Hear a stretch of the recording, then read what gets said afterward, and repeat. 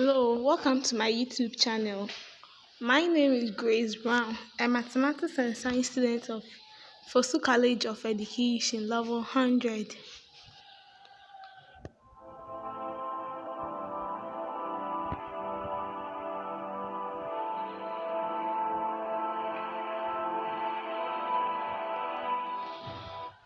My video is about rank scale in English language.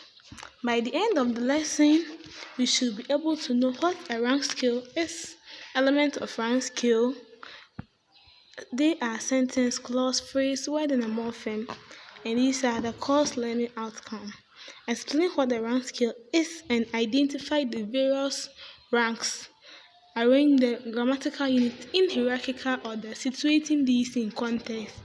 Identify the features of morpheme, word, and a phrase.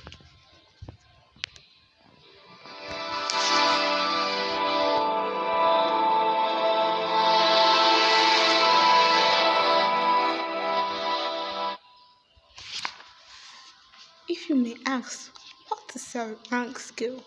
In systemic linguistics, a hierarchical arrangement of grammatical units such that a unit of a given rank normally consists of units of the next lower rank. As in English, the ordering is sentence, clause, group of phrase, word, and a morpheme. When these ranks are arranged hierarchically, the arrangement is called rank scale.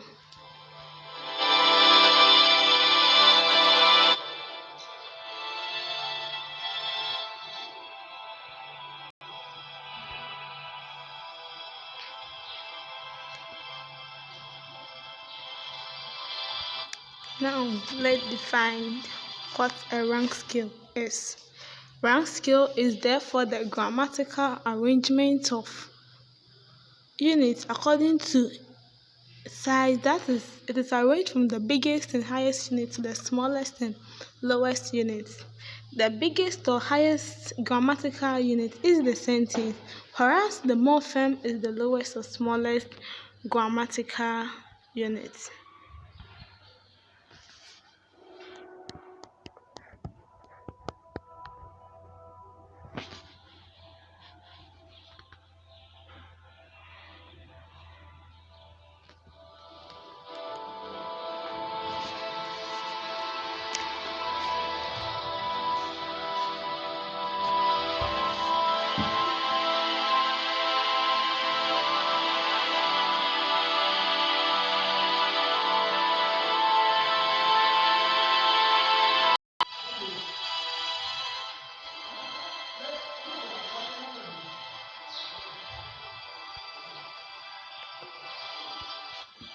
The relationship between the members on the scale is the same. The sentence, which is the highest rank, consists of at least one member of the unit immediately below it. That is the clause. The clause also consists of at least one phrase. The phrase consists of at least one word. The word consists at least a morpheme, which is the smallest, since it cannot be broken down or decomposed further.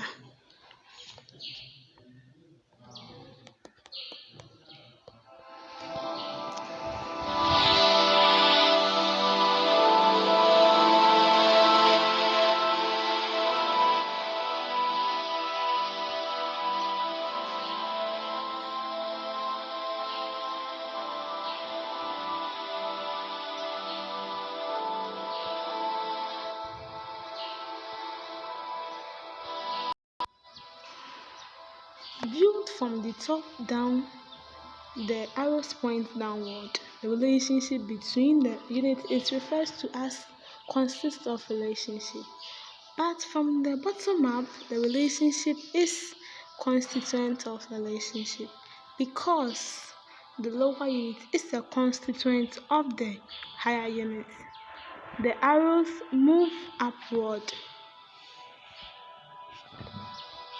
This means that the morpheme is the constituent of the word a constituent of the phrase, and the clause is the constituent of the sentence. You may observe that the higher rank contains all the other units below it. Thus, the sentence is made up of the clause, the phrase, the word, and the morpheme.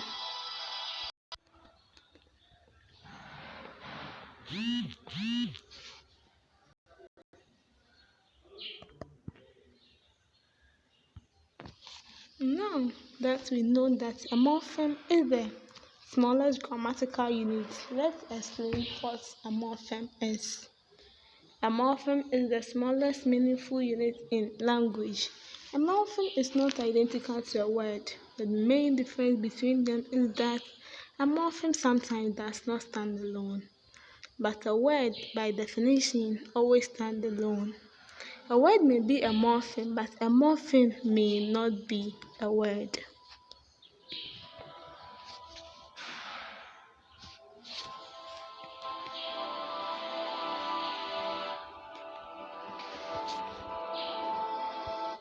Now let's take a look at the example. The book is mine. We have four morphemes in this sentence. There is a morpheme, book is a morpheme, is a morpheme, and mine is also a morpheme. Example 2. I am playing a good game. I is a morpheme, am is a morpheme, playing is a morpheme, is a morpheme, good is a morpheme, then game is also a morpheme. So we have 7 morphemes in this sentence.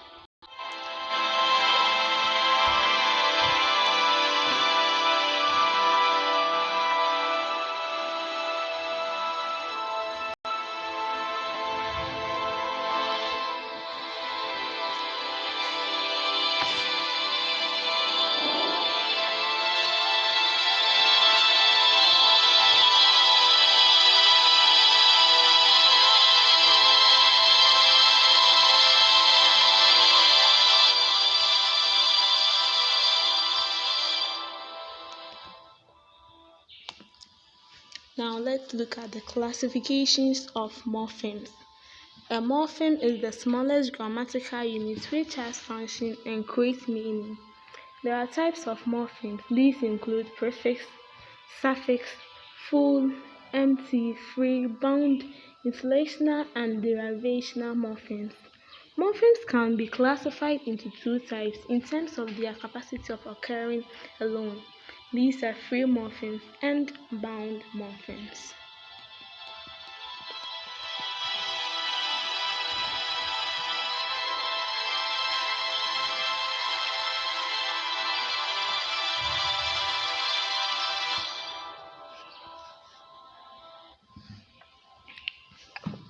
What is a free morpheme, if I may ask? A free morpheme can stand by themselves and either tell us something about the world, that's the content or lexical morphemes, or play a role in grammar, that is functional or grammatical morphemes. Example: man, pizza, run, and happy are instances of free lexical morphemes, while and but, the, and to are examples of free morphemes that have grammatical units.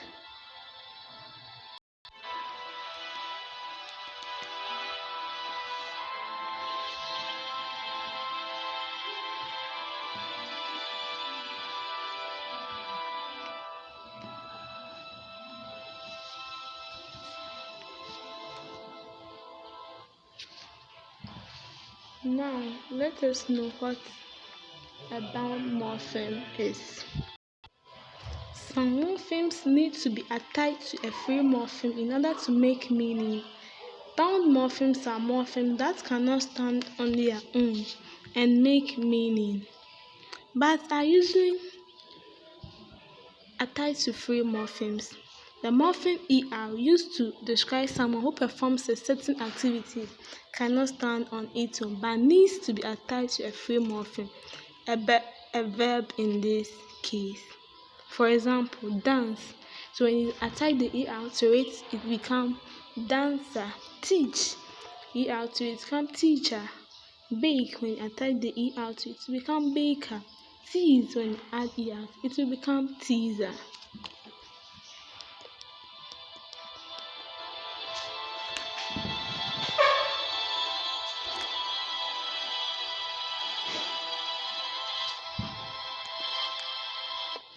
Bound morphemes come into two varieties, inflectional and derivational morphemes.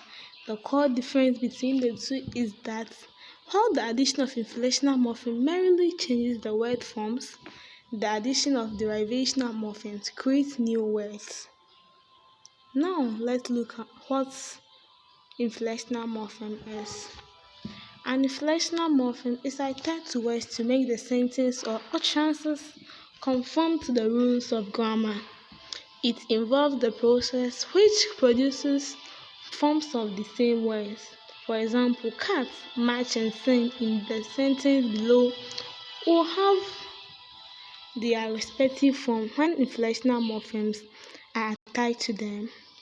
Match to matches, matching, matched, send to send, sending and sends, cat to cat, catting and another cat. The absence of these morphemes makes the structure becomes unacceptable.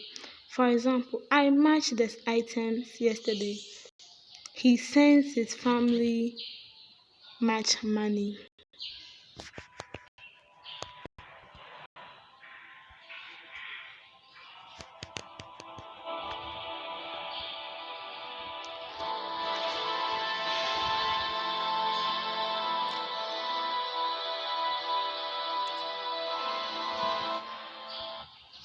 The inflectional morphemes do not change the class of a word. After an inflectional affixation, a verb still remains a verb in a structure, though its basic form may change.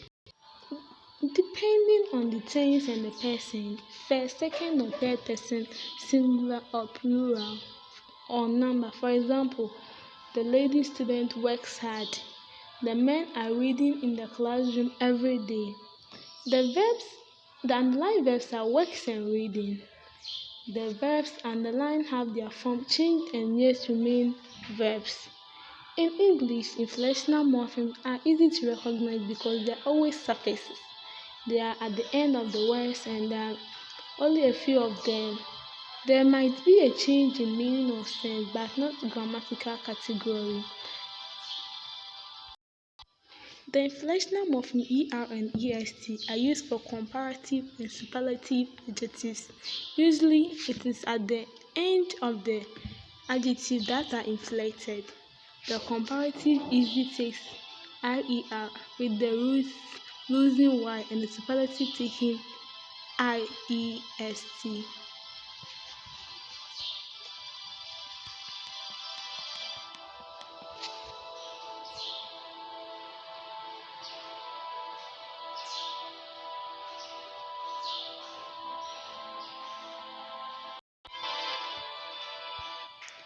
Now let's move on to derivational morphemes. Derivational morphem is the morphological process of forming a new word from an existing one by the addition of a bound morpheme. A derivational morpheme changes the meaning of a word or the word class or both. The significant quality of a derivational morpheme is that they derive new words. In the following examples, derivational morphemes are added to produce new words which are derived from the parent or root word.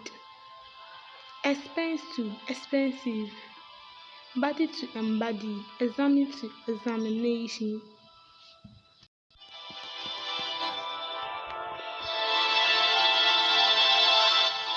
Now, let's move on to word. A word is a single distinct meaningful element of speech and writing, used with others to form sentence, usually the easiest unit to identify in the written language. A word may consist of a single morpheme or a combination of morphemes. For example, table to a word consisting of one morpheme, beautiful, a word consisting of two morphemes. In the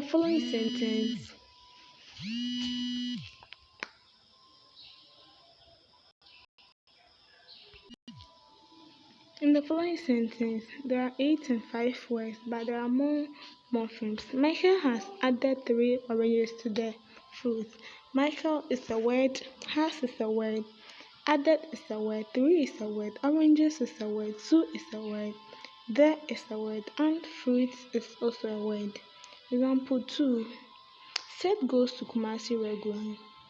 Seth is a word, goes is a word, to is a word, Kumasi is a word, and regularly is also a word.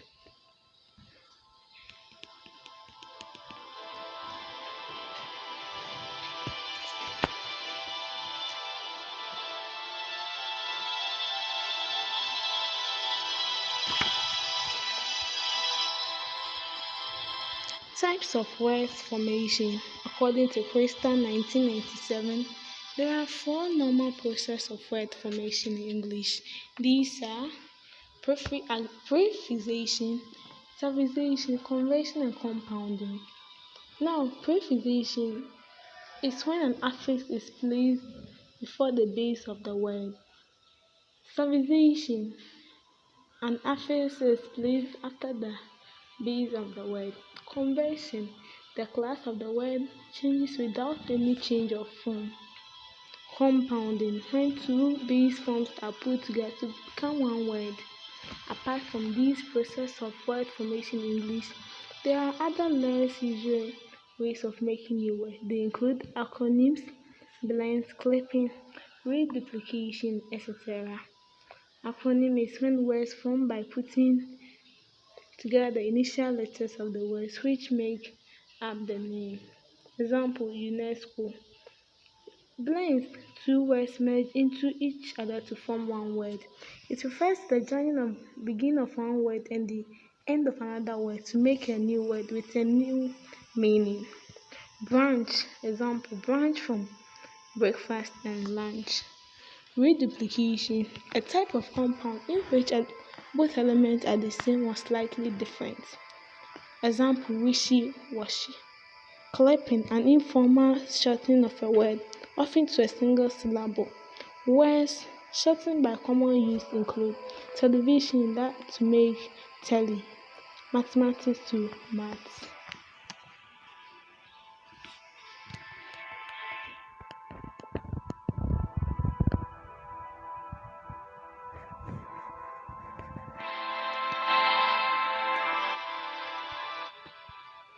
Now, let's explain what a phrase is. A phrase is a group of words that stand together as a single unit, typically as part of a clause or sentence. It does not contain a subject or a verb and consequently cannot convey a complete thought. The class of the word named the phrase, therefore we have phrases such as noun phrase, verb phrase, adjectival phrase, prepositional phrase, and adverbial phrase.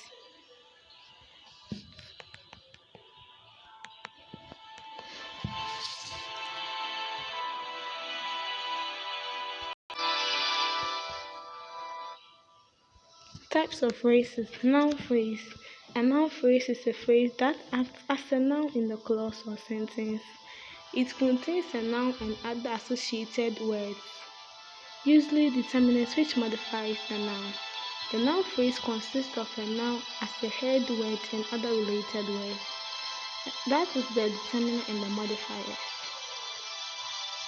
The noun phrase performs all the functions performed by nouns. These are subject of the verb, subject complement, direct subject, indirect subject, appositive, and object complements.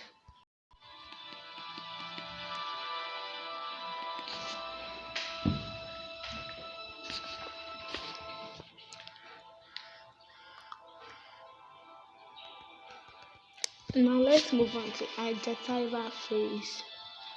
The adjectival phrase is a phrase that acts as an adjective in a sentence. It modifies a noun or pronoun. It consists of an adjective modifies other word that modifies noun or pronoun. Example, beautiful. Extremely look black, handsome, and a teacher.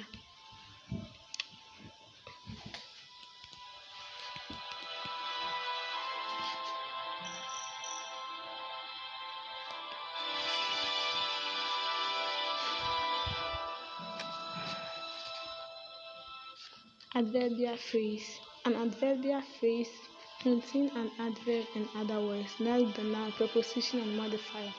which as a whole acts as an adverb phrase. For example, carefully, well, very fast, hurriedly.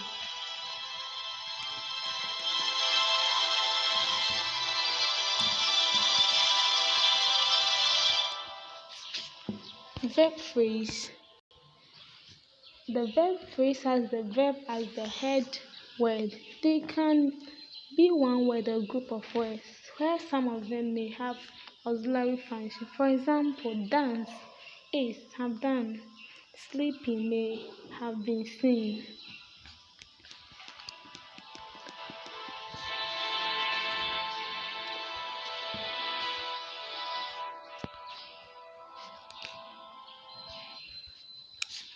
Prepositional phrase. A prepositional phrase is a phrase comprising a preposition and object of preposition.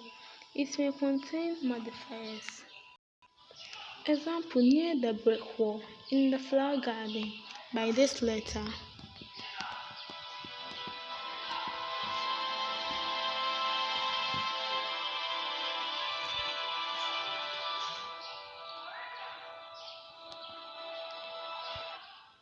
Infinitive phrase. An infinitive phrase is made up of an infinitive, to plus the base form of a verb and a modifier or other related word linked to the infinitive. It acts as a noun, adjective, or adverb. Example, to drive, to entertain the group, to help the needy.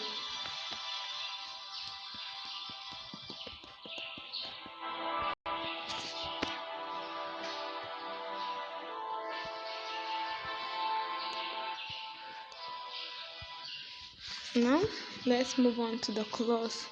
A clause is a group of words that contains at least a subject and a verb but cannot always stand as a grammatical sentence.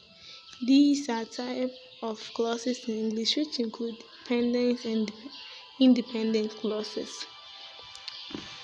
Let's explain what a dependent or a main clause is. The main clause is another word for independent clause. An independent clause is a clause that can stand on its own as a simple sentence. An independent clause contains a subject and a predicate. It makes complete sense by itself. For example, he walked. John ate the food. He walked out when he saw us. While I was away, he made a lot of noise in the neighborhood.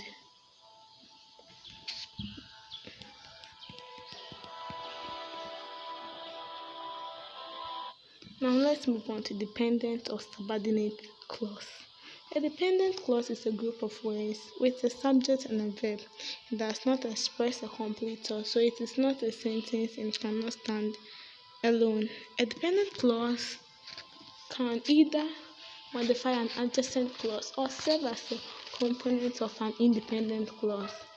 The following do not make meaning on their own unless they are put in a context.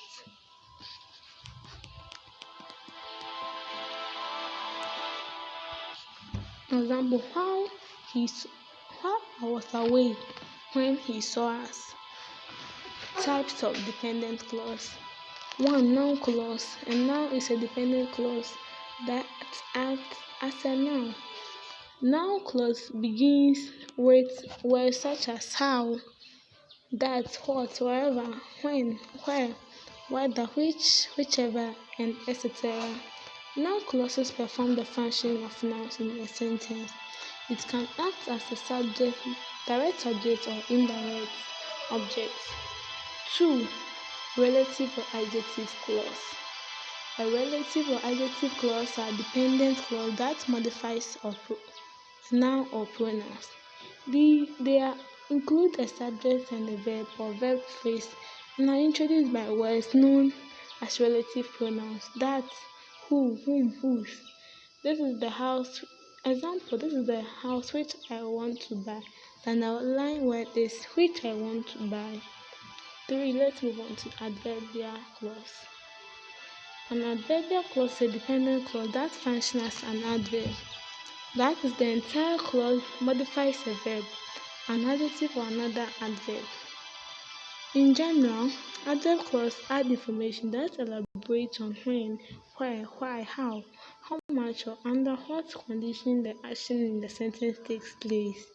The adverb clause is capable of occurring in initial, medial, and final position within the main clause.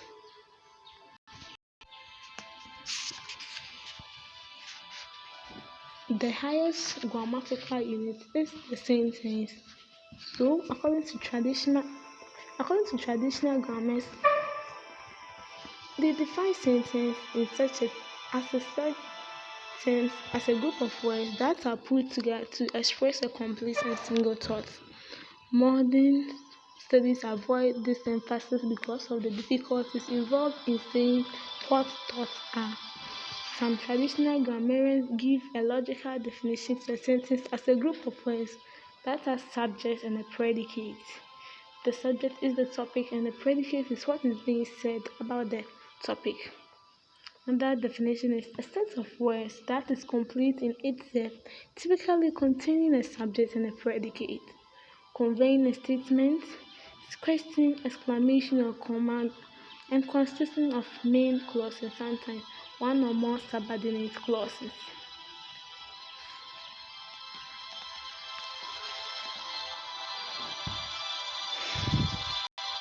Types of sentence structure.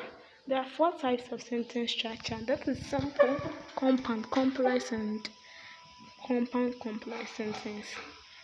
That explains what a simple sentence is. A simple sentence is a sentence that consists of one independent clause. A simple sentence has no dependent clause or clauses. Example, the robber has been elected, as someone did not attend the party last night. Let's move on to the compound sentence. A compound sentence has at least 2 independent clauses that have related ideas. The independent clauses can be joined by a coordinating conjunction, that is but and or.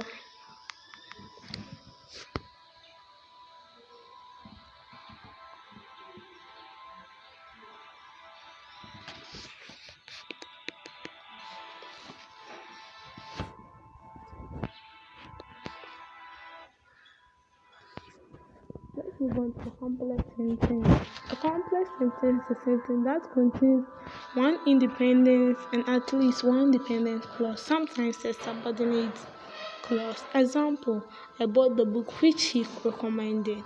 They won a trophy which surprised everyone. Now let's move on to the compound complex sentence. A compound complex sentence has at least 2 independent clauses and at least one dependent clause. Example, Zhao came last night and told us that he was successful in the examination but his scores were low. Zhao came last night is a main clause. Zhao told us is a main clause. That he was successful in the examination is a subordinate clause, but his scores were low is a coordinate clause.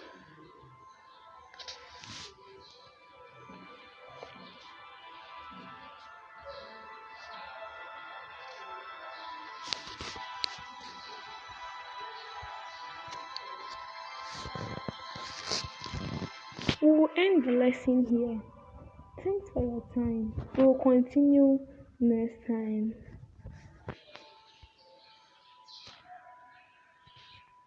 Thanks for watching. Please make sure you subscribe and like my YouTube channel.